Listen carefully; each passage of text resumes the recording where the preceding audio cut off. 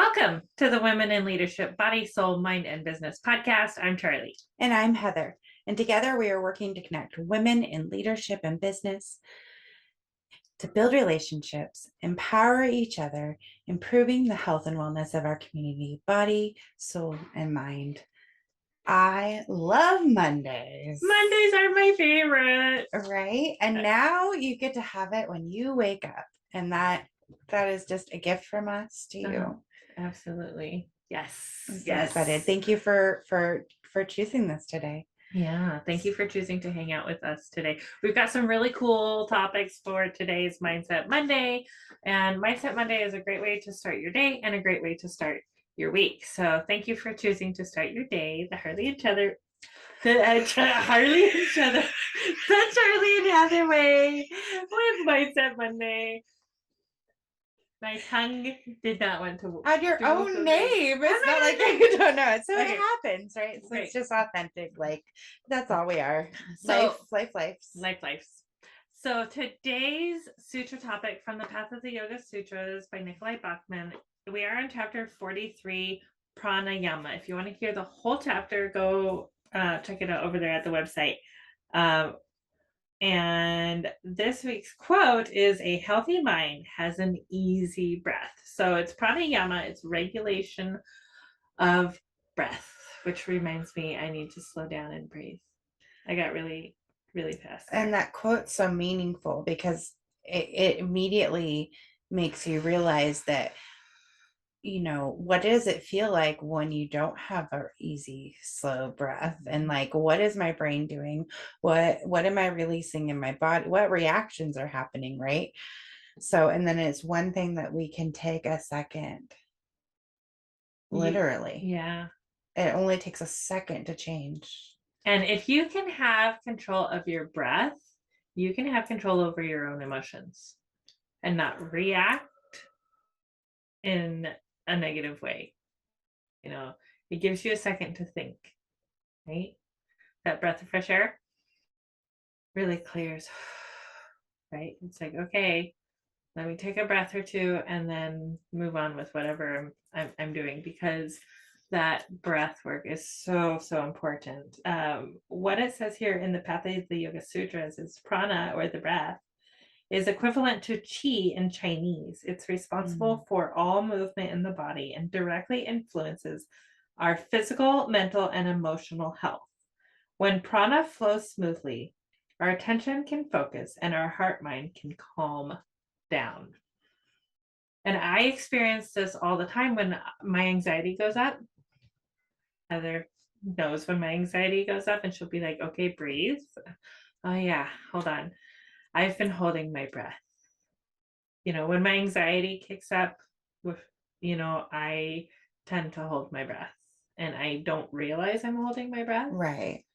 And it's not like we set out to like hold our breath, like, oh, that's my goal today, I'm gonna hold my breath. Right. No, that's not the plan.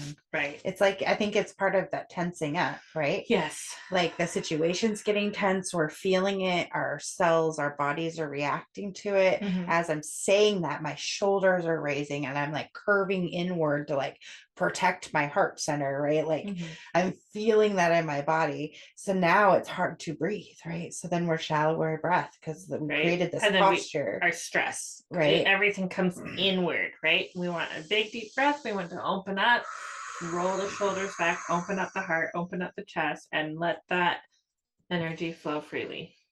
One of the things that I like to do to encourage people to practice breathing is when they get to a stop sign or a stoplight, is to take a couple deep breaths while you're waiting your turn. Just focus on your breath while you're waiting for the light to turn green, or you're waiting for your turn at a stop sign. Just take a couple breaths. And you'll also be amazed at how that influences how you react to bad traffic. Right. And one of my acquaintances, modern day medicine woman, Carolyn Schneider, challenged us once to stop every hour and take 6 deep breaths. And that is an experience. Yes. like that intense awareness, you like have a different day. Yes. You don't have a choice. Right. You have a different day. And the way that just a few nice, slow, deep breaths affects your stress levels, lowers your cortisol, and just helps your body function better just by breathing is a miracle in its own. Right. It's Let your awesome. body do its little miracle by just breathing. Just breathe. How cool is the that? thoughts this week are: when prana flows quietly, evenly, and unimpeded, we are able to focus and our inner light is revealed. Your inner light is revealed when you breathe.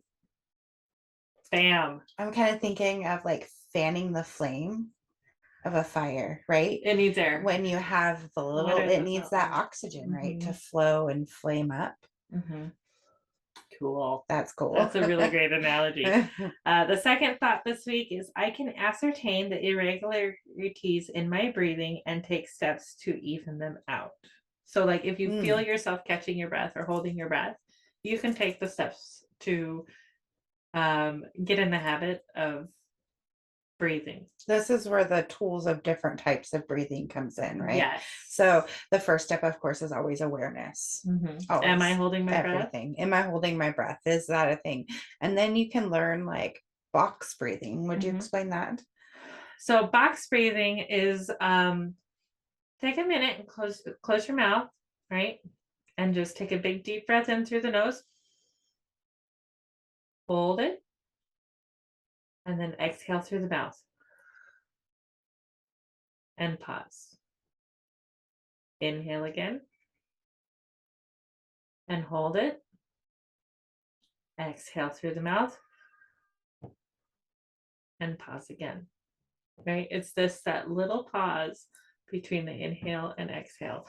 And you can think of it like a box. Like inhale, you go up one side. And then you pause and you go across. And then you exhale, you come down. And then you pause again.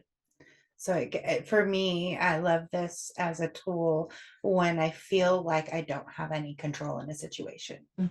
When I feel like I'm in a situation that all control has been taken from me, I always can control my breath.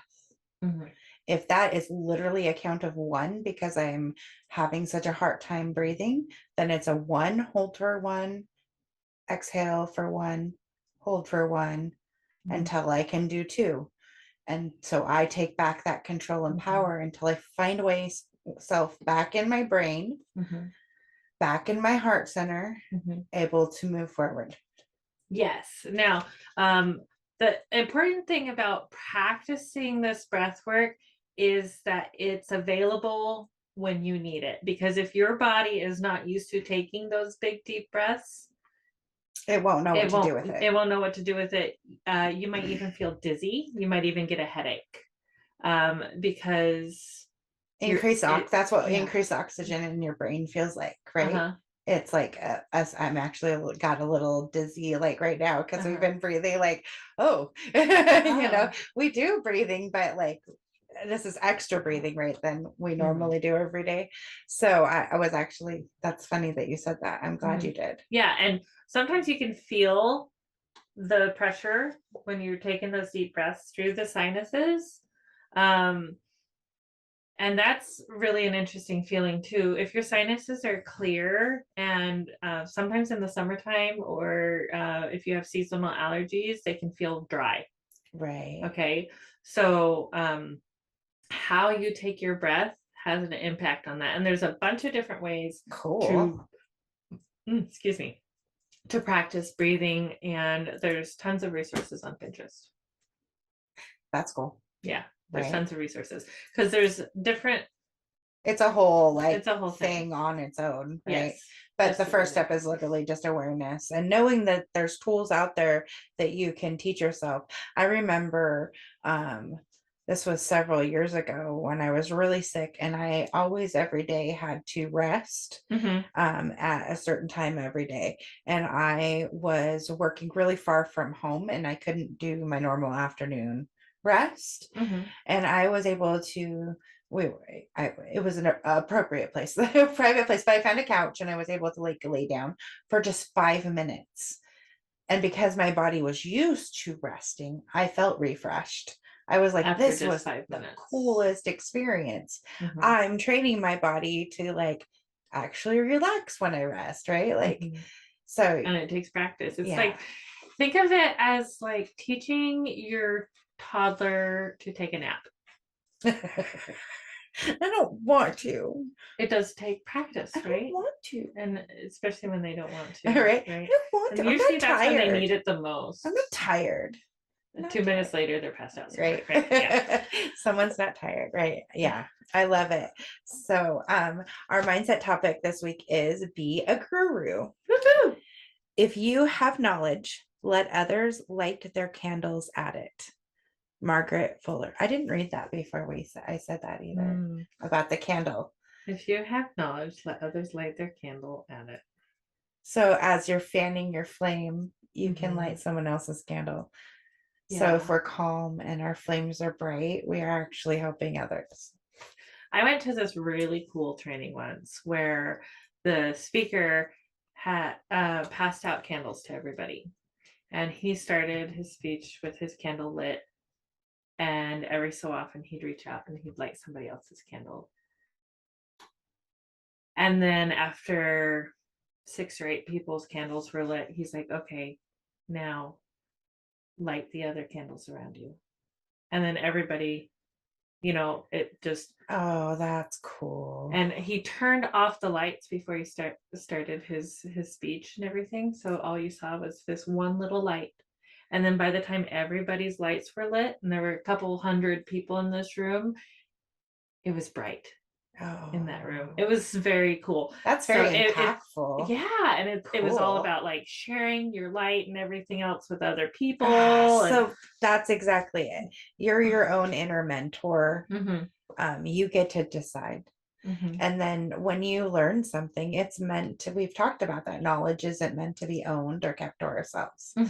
And that's what I love about our show is that women can come on and talk about their passions and what's on their hearts and minds that needs to be said or talked about from their own perspective with their own words. And the way we come up with solutions to problems is we listen, right, without judgment, and in community. Yes, let's listen to different perspectives, different people's experiences, because there's reasons people think the way they do, right? Everybody's had their own experience. So this chapter actually talks about like moving into the step of being a mentor or a coach, and making sure that you are accountable and you follow through. So a lot of what we talk about being truthful with your word, impeccable Be impeccable with your words. So first agreement. So creating that accountability and making sure that you're being impeccable with your word, and then making sure that you are in the right mindset, because you don't want to be having horrible mindset. Like, I can't even imagine what it would be like if we didn't do the work and then we just tried to show up and talk to you guys. Like, it wouldn't be the same. No, it wouldn't be effective. So if you part of mentoring is walking the walk, which we're doing. And right now you guys can join us. We're doing the 100 days of meditation challenge. We're challenging you to just sit in love for 15 minutes a day, and we share a little bit. We've been sharing a whole bunch of different ideas on how to do that, because meditation doesn't have to look one way. It can look like many different things, and you can fit it into your everyday life really easily. It just takes a little practice. Yeah. That's it. From showers to gardens to literally sitting. Yeah. Like, lighting a candle. Yeah, we've had some really cool ideas, and we're going to continue to bring them to you, because every day we have new ideas. So anyway. So in this book, it talks about different kinds of mentorship too. It talks about children, religious organizations, work organizations, family and friends, college students. And we've seen this in our community. We have seen the now networking, Yes. that's mentorship for young college students, helping them get a hand up in life, right? Mhm. Friends and family. So, taking on, a niece or a nephew, or, you know, taking someone under your wing that's got an interest in something you're doing, that's, you know, Right. at work, I really love, who's coming to mind right now is Leslie Rochelle. Mhm. Like, she loves to be a leader of women in her work and mentor young upcoming ladies and help them through that corporate craziness. I don't know, Right. and she's helping make the change, right, Mhm. in Yeah. corporate. Yeah. So Yeah, because she's she's like the fighting the fight, president of man, the I feel Women's like. Economic Council in her area, and she's just an amazing, amazing leader in her Yeah. community. And so religious organizations, that is, I really feel like that's also community organizations too. Yes. So anything, and I really think that that's important, especially for women. Samantha Brinkley talks about this, mentoring women to help them take on more positions of leadership, Yes. to be on boards, to start moving up, so that we can change the dialogue from first lady, first black lady, first lady, for in these positions, to Mhm. there are just women equally in these positions Right. making these decisions And for everybody. we still have a long way to go. Yeah, this fight is not And over, ladies. no. And that's what we're hoping too with the meditation, is that everyone starts to really connect to how they can give back, and what are their strengths, and how can their voice be heard in a positive way, Absolutely. because we don't want more destruction. Right. And speaking of giving back in your communities, you guys, our cause of the quarter this quarter is the Tears Foundation, a cause near and dear to our hearts. 1 in 4 women experience child loss, infertility, or miscarriage, just different things going on within, Within our themselves, bodies, but right? that connects us to another human. Yeah. Right? Our babies, our children, that's another human.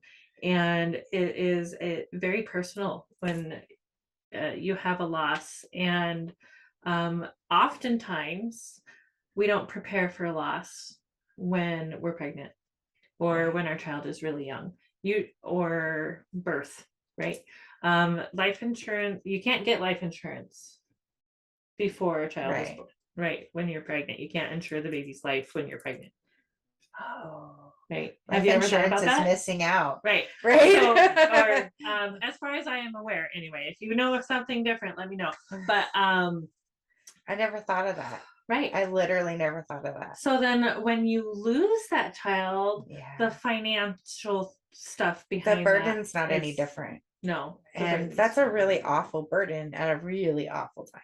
Really awful time. So Yeah. that's what our charity helps with local people, with people across country, And even and internationally now. It's so great. And they started local. So right in Puyallup. and Charlie is collecting donations I am. for their gala in October. Yes. October, So okay. if your business, or maybe a friend has something to donate to the auction for the Tears Foundation Gala coming up, or if you would like to attend, let me know, because I would definitely like to be able to sponsor a table, and I can do that with your guys' help. Oh yeah, that would be really fun, right? Yay! So, let's do a table, you guys. We need to pull together and do a table. That's so lovely. I just found out that if you want to sponsor a table is $750, and I believe it's 8 to 10 people at a table. Okay. My parents get a table every year. And we usually sit as a family, but I would love to be able to hang out with my ladies and just have a really great time. That it's super sounds fun. fabulous. So let's do that. Let's pull together and get a table. What city is it going to be located in? The event is going to be at Farm 21 in Puyallup. Okay. Which is a really, really local, cool venue. but not super local to us. Right. So It's a little bit of a drive for us, but that's totally worth it. if you're in Snohomish County and you want to go, I am happy to set up a carpool. Yes.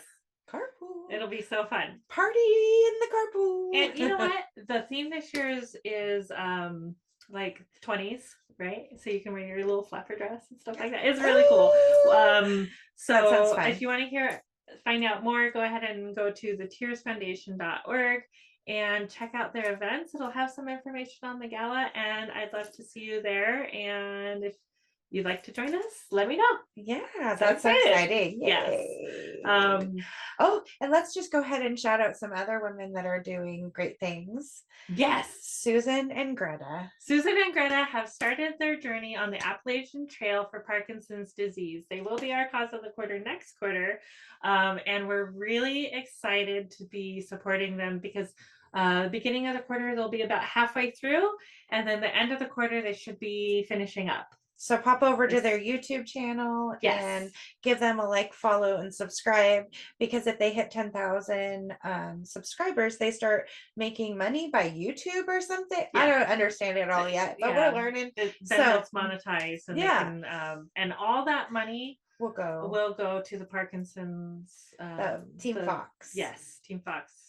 For the Michael J. Fox Foundation for Parkinson's disease. So, and their hashtag is AT4FORPT. So, PD. Oh man, Parkinson's disease PD. Yes. Okay. Sorry. And if you guys watch the videos, guys, they're hilarious. And at the very end, Susan's husband and Greta's dad, same guy, does his joke of the day, and he's the one suffering from Parkinson's disease in their family, and he's their why. So the jokes are fabulous. You guys will love them. You gotta watch. Yeah, I'm so excited. Thanks so much, you guys, for joining us today, and we hope you have a great week. As always, hit up our website, www.womeninleadership.bsmb.com. And you are fabulous. Wonderful. We love you. And we love you. We'll see you next time. Namaste. Mwah!